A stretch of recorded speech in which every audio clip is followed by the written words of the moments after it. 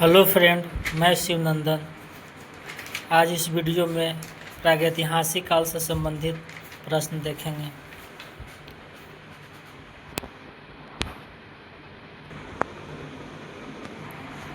पहला प्रश्न है, निम्नलिखित में से किसे मानव की आदि जन्म स्थली माना जाता है? इसका आंसर होगा सी नंबर, अफ्रीका महाद्वीप। अफ्रीका महाद्वीप को मानव की आदि जन्म स्थली माना जाता है। निम्नलिखित में से किसे मानव जाति का पालना कहा जाता है? इसका आंसर डी नंबर होगा, अफ्रीका महाद्वीप। अफ्रीका महाद्वीप को मानव जाति का पालना कहा जाता है।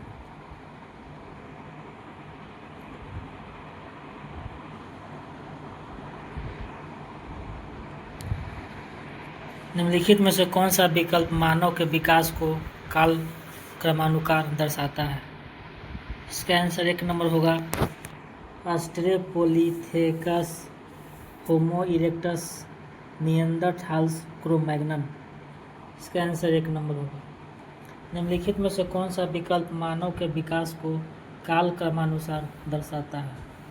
इसका आंसर एक नंबर होगा, ऑस्ट्रेलोपिथेकस, होमो इरेक्टस, निएंडरथाल और क्रो-मैग्नन। चौथा प्रश्न, निम्नलिखित में से किसे मानव का आदि पूर्वज माना जाता है? इसका आंसर एक नंबर होगा, ऑस्ट्रेलोपिथेकस।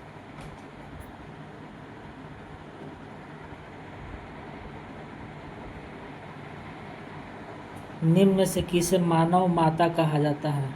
इसका एक नंबर आंसर होगा लूसी। लूसी को मानव माता कहा जाता है।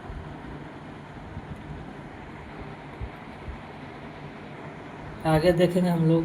सबसे पहले का मानव सदृश प्राणी जो प्रज्ञा मानव यानी कि होमो सेपियंस से प्रजातीय रूप से भिन्न था, उसे सामान्यतः जाना जाता था। इसका आंसर होगा 2 नंबर, पिथेकैंथ्रोपस के रूप में। पिथेकैंथ्रोपस के रूप में। 7 नंबर प्रश्न, भारत के किस क्षेत्र से सर्वप्रथम मनुष्य संबंधी पुरातात्विक प्रमाण मिले हैं? इसका आंसर होगा 2 नंबर, नर्मदा घाटी। मानव मनुष्य संबंधित पुरातात्विक प्रमाण नर्मदा घाटी से मिला है। 8 नंबर, होमो इरेक्टस का एक कपाल निम्न में से किस स्थल से प्राप्त हुआ है? होमो इरेक्टस का एक कपाल निम्न में से किस स्थल से प्राप्त हुआ है? इसका आंसर एक नंबर होगा, नर्मदा घाटी की हथनोरा से। एक नंबर। 9 नंबर, निम्नलिखित में से किसे प्राचीनतम द्विपद मानव कहा जाता है? द्विपद मानव कहा जाता है, जिसका आंसर होगा पिथेकैंथ्रोपस। 2 नंबर, पिथेकैंथ्रोपस को प्राचीनतम द्विपद मानव कहा जाता है। आगे हम देखेंगे, निम्नलिखित में से किसे आग की खोज करने का श्रेय दिया जाता है? आग का खोज किसे निम्नलिखित में से किसे आग की खोज करने का श्रेय दिया जाता है? इसका आंसर होगा 2 नंबर, होमो इरेक्टस। आगे हम लोग देखेंगे,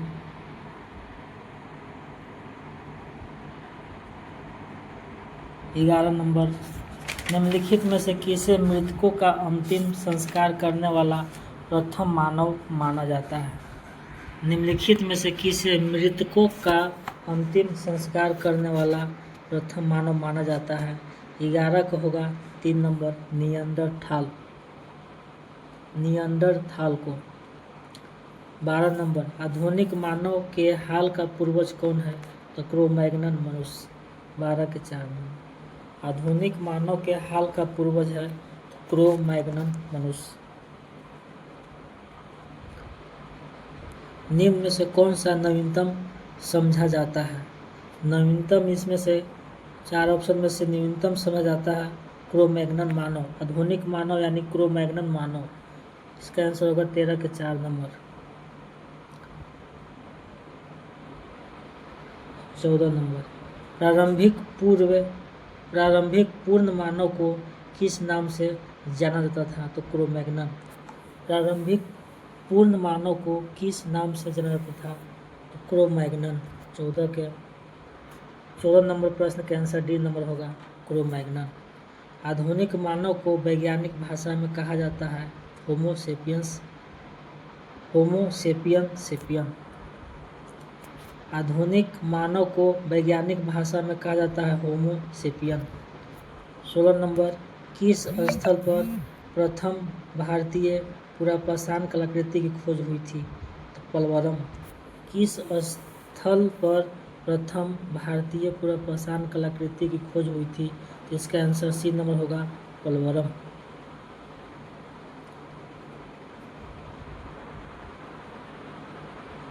भारत में सर्वप्रथम पूर्वपाषाणकालीन उपकरण रॉबर्ट ब्रूस फुट को कब मिला था? 17 नंबर। 17 का आंसर होगा 1863 ईस्वी में। 2 नंबर, भारत में सर्वप्रथम पूर्वपाषाणकालीन उपकरण रॉबर्ट ब्रूस फुट को कब मिला था? 1863 ईस्वी में। रॉबर्ट ब्रूस फुट, जिन्होंने भारत में पूर्वपाषाणिक उपकरण की खोज की, मूलतः थे एक भूवैज्ञानिक थे। 2 नंबर। निम्नलिखित में से अगला प्रश्न, निम्नलिखित में से किसे भारत में प्रागैतिहासिक पुरातत्व का जनक कहा जाता है?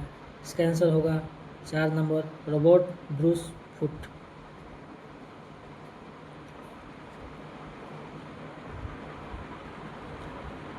अगला प्रश्न, भारत के प्रागैतिहासिक मानव का प्राचीनतम जीवाश्म निम्नलिखित में से किस स्थल से मिला? इसका आंसर होगा 2 नंबर, हथनोरा से। भारत के प्रागैतिहासिक मानव का प्राचीनतम जीवाश्म निम्नलिखित में से किस स्थल से प्राप्त हुआ है? तो हथनोरा से। पुरापाषाणकालीन मानव का जीवन पूर्णतः प्राकृतिक था। अगला प्रश्न, पूर्वपाषाणकालीन मानव का मुख्य धंधा था शिकार खेलना। 22 के 4 नंबर।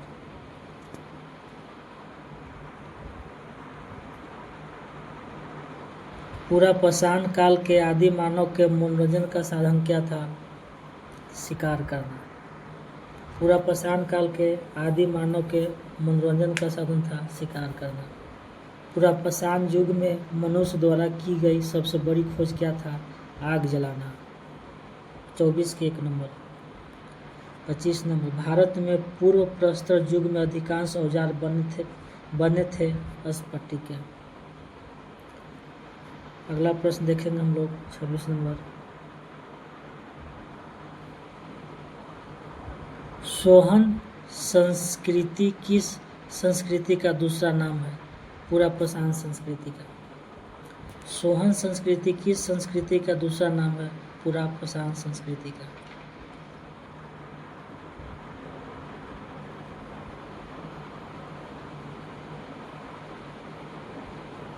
अगला प्रश्न देखेंगे हम लोग, निम्नलिखित में से किस स्थल से पुरापाषाणिक उपकरण नहीं प्राप्त हुए हैं? 27 नंबर। 27 का होगा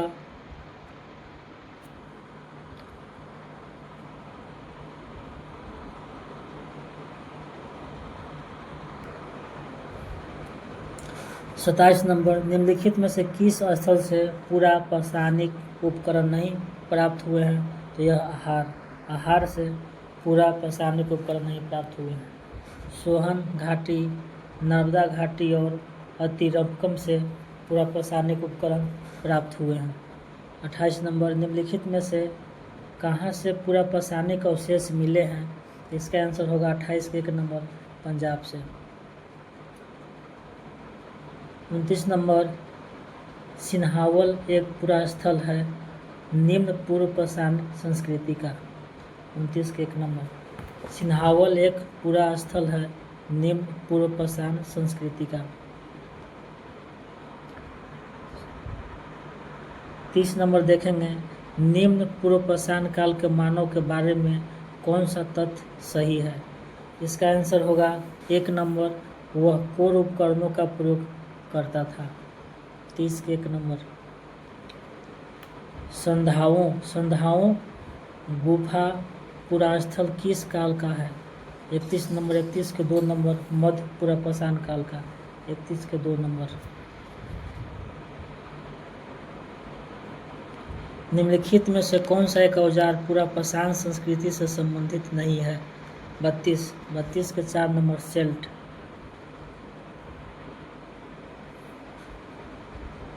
निम्नलिखित में से कौन सा एक औजार पूरा पाषाण संस्कृति से संबंधित नहीं है? तो सेल्ट। 33 नंबर ऊंच पूरा पाषाण युगीन हड्डी से बनी मातृ देवी की प्रतिमा कहाँ से प्राप्त हुई है? 33 के 3 नंबर बेलम घाटी उत्तर प्रदेश। 34 नंबर निम्न में से किसे फलक संस्कृति कहा जाता है? 34 के 3 नंबर ऊंच पूरा पाषाण कालीन संस्कृति। निम्न में से किसे फलक संस्कृति कहा जाता है? ऊंच पूरा पाषाण कालीन संस्कृति। 35 नंबर निम्नलिखित में से किस प्रागैतिहासिक प्रस्थल से शुतुरमुर्ग के अंड कवच मिले हैं? 35 के 1 नंबर पटने।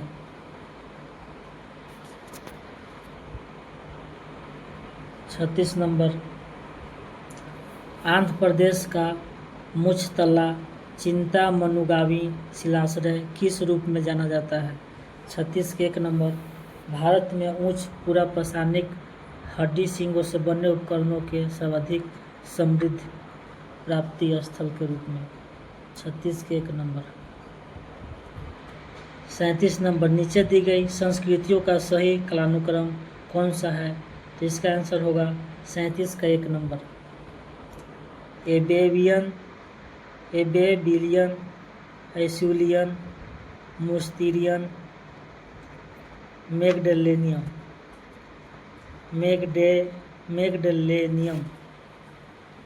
37 नंबर। 38 नंबर पूरा पाषाण काल एवं नव पाषाण काल के मध्यवर्ती काल को कहते हैं मध्य पाषाण काल। पूरा पाषाण काल एवं नव पाषाण काल के मध्यवर्ती काल को कहते हैं मध्य पाषाण काल। 39 नंबर पशुपालन का प्राचीनतम साक्ष्य कहाँ से प्राप्त हुए हैं? 39 के 3 नंबर बगौर से। 40 नंबर निम्नलिखित में से किस काल में माइक्रोलिथ का उपयोग होता था? मध्य पाषाण काल में। निम्नलिखित में से किस काल में माइक्रोलिथ का उपयोग होता था? मध्य पाषाण में।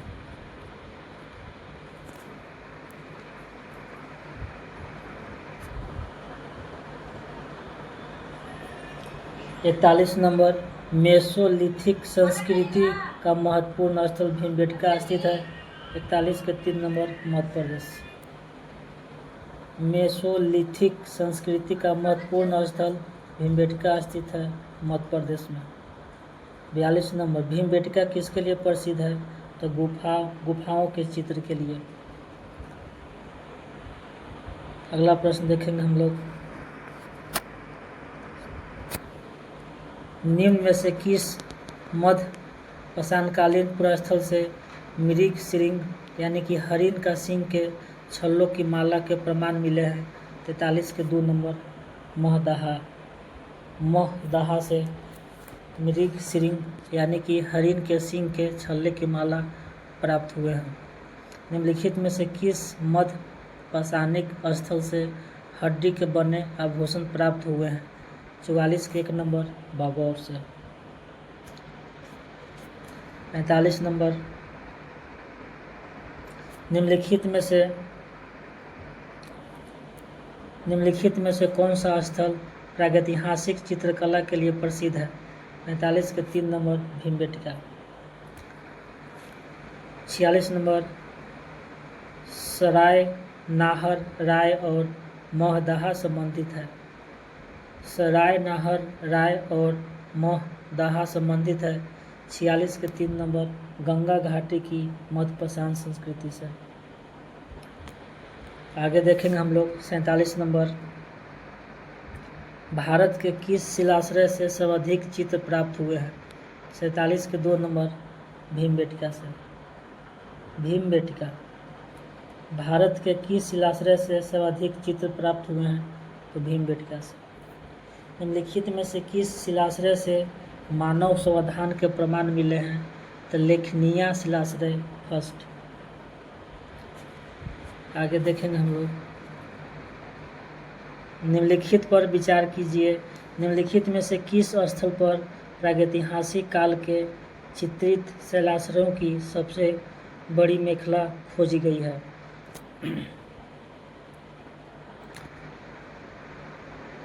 निम्नलिखित में से किस स्थल पर प्रागैतिहासिक काल के चित्रित शैलाश्रयों की सबसे बड़ी मेखला खोजी गई है? इसका आंसर होगा 2 और 3, यानी कि भीमबेटका और जौरा से। अगला प्रश्न हम लोग देखेंगे। पुरातात्विक प्रमाण के आधार पर किस काल के बारे में कहा जा सकता है कि लोग मृतकों के अंत्येष्टि संस्कार से पहली बार परिचित हुए हैं? 50 नंबर। 50 का 4 नंबर होगा मध्य पाषाण काल। पाषाण युगीन लोगों ने सबसे पहले किसे पालतू बनाया? 2 नंबर कुत्तों को। अगला प्रश्न देखेंगे हम लोग। भारत में मानव अस्थिपंजर कंकाल के प्रमाण किस काल से मिलने शुरू हो जाते हैं? 52 नंबर। 52 के 2 नंबर होगा मध्य पाषाण काल। किस प्रदेश से मिले मध्य पाषाणिक पुरास्थलों को टेरी स्थल कहा जाता है? तमिलनाडु। किस प्रदेश से मिले मध्य पाषाणिक पुरास्थलों को टेरी स्थल कहा जाता है? तो तमिलनाडु।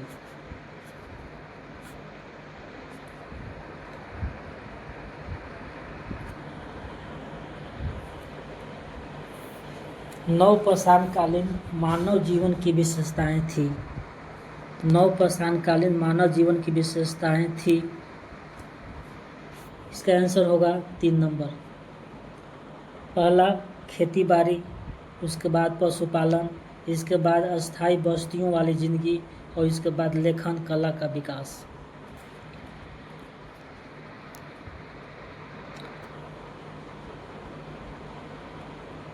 मनुष्य किस काल में खाद्य संग्राहक से खाद्य उत्पादक बना?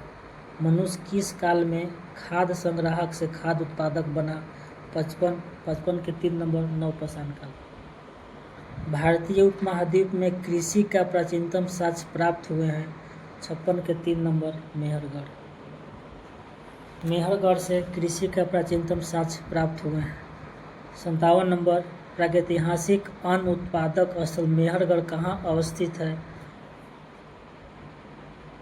पश्चिमी बलूचिस्तान। प्रागैतिहासिक अन्न उत्पादक स्थल मेहरगढ़ कहाँ स्थित है? तो पश्चिमी बलूचिस्तान। 57 के 4 नंबर।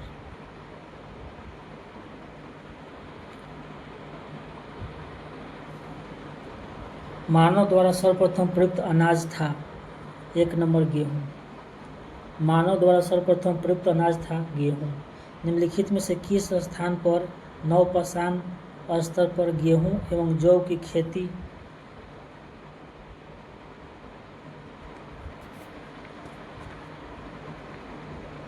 के सर्वप्रथम प्रमाण मिले हैं?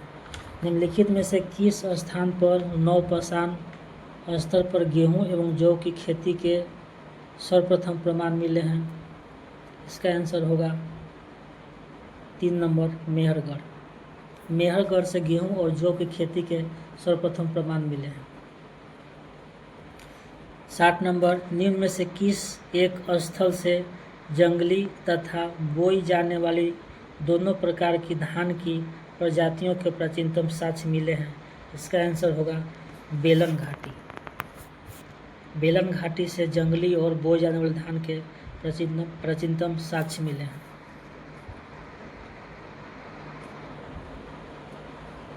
भारतीय उपमहाद्वीप में धान की खेती का प्राचीनतम साक्ष्य किस पुरातात्विक स्थल से प्राप्त हुए हैं? उत्तर प्रदेश में कोल्डिहवा से। खानाबदोश आदमी ने किस काल में स्थायी रूप से बसना प्रारंभ किया है? 62 के 3 नंबर नवपाषाण काल में।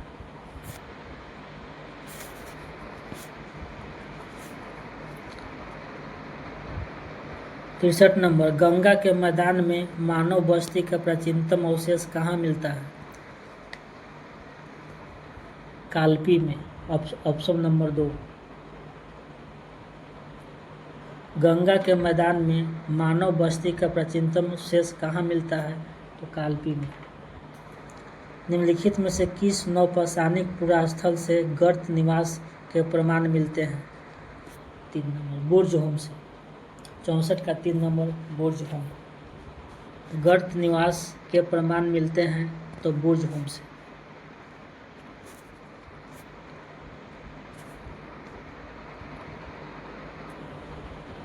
निम्नलिखित में से किस स्थान से गर्त निवासों का पुरातात्विक साक्ष्य मिलता है?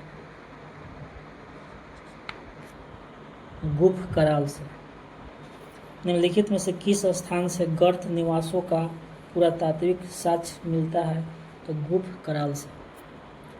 66 नंबर नवपाषाणकालीन गर्त निवासों के अवशेष कहाँ से मिले थे?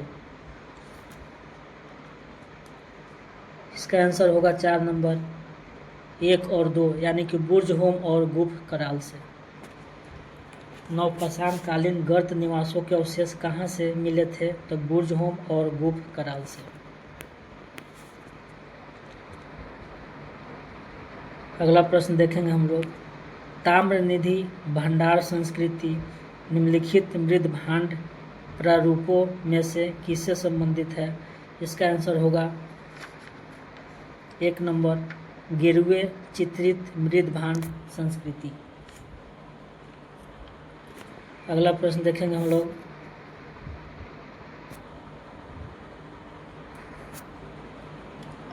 नीचे दिए गए शिल्पों में से कौन सा भारत के प्रागैतिहासिक काल के लिए स्रोत सामग्री के रूप में उपयोगी है?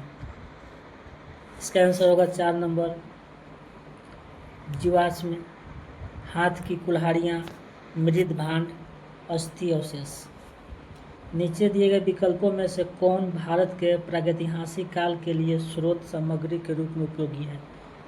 जीवाश्म, हाथ की कुल्हाड़ियाँ, मृद भांड, अस्थि अवशेष। अगला प्रश्न देखेंगे। भारत में प्राचीनतम चूल्हे का पुरातात्विक अवशेष मिला है 16 के 1 नंबर बिल्ला सुरगाम से। प्राचीनतम चूल्हे का पुरातात्विक अवशेष मिला है बिल्ला सुरगाम से। निम्नलिखित में से किस स्थल से मध्य पाषाण काल में पशुपालन के प्रमाण मिले हैं? बागौर से। बागौर से पशुपालन के प्रमाण मिले हैं। 118 नंबर भारत में निम्नलिखित किस नवपाषाणिक स्थल को सर्वप्रथम सूचित किया गया है? लिंग सुगुर। लिंग सुगुर। भारत में निम्नलिखित किस नवपाषाणिक स्थल को सर्वप्रथम सूचित किया गया? लिंग सुगुर।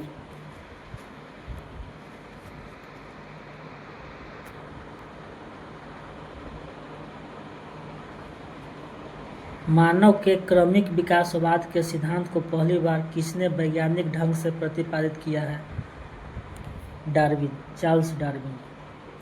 चार्ल्स डार्विन थे एक जीव विज्ञानी थे। एक जीव विज्ञानी थे। चार्ल्स डार्विन कहाँ के वासी थे?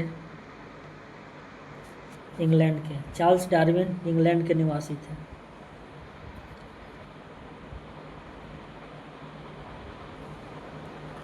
डार्विन का मानव संबंधी क्रमिक विकासवाद सिद्धांत ईसाई धर्म ग्रंथ बाइबिल में प्रतिपादित किस मत या सिद्धांत का खंडन था? दैवीय उत्पत्ति मत। डार्विन का मानव संबंधी क्रमिक विकासवाद सिद्धांत ईसाई धर्म ग्रंथ बाइबिल में प्रतिपादित किस मत या सिद्धांत का खंडन था? दैवीय उत्पत्ति मत। दैवीय उत्पत्ति मत। The origin of species by means of natural selection के लेखक कौन है? 23 के 4 number Charles Darwin. Charles Darwin की रचना the origin of species by means of natural selection कब प्रकाशित हुई थी? 4 नंबर 1859 ईस्वी में।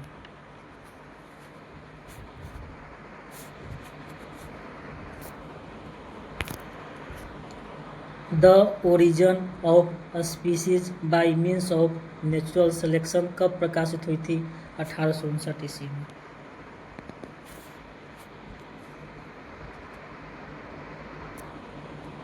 द डिसेंट ऑफ मैन किसकी कृति है?